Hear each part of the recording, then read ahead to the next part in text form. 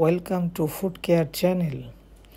আমরা যে দইটি দেখতে পাচ্ছি এটা লাল দই এবং এখন যেটি দেখতে পাচ্ছি সেটি সাদা দই। এখন আমরা জানব লাল দই এবং সাদা দইয়ের মধ্যে পার্থক্য কী।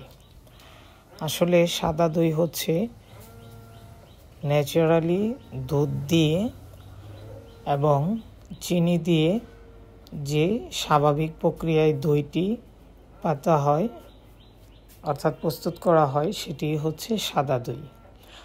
আর লাল দই হচ্ছে যদি আমরা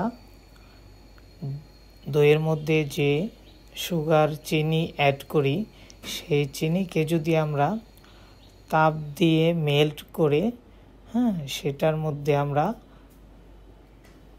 জমিয়ে ফেলি, অর্থাৎ সুগারের ন্যাচারাল বৈশিষ্ট্যকে আরও বেশি মডিফাই করি এবং সেই মেল্টেড সুগার দিয়ে যদি আমরা দই তৈরি করি সেক্ষেত্রে ওগুলো অনেকটা লালচে বর্ণ ধারণ করে। ওটাকে আমরা ক্যারামেল বলি।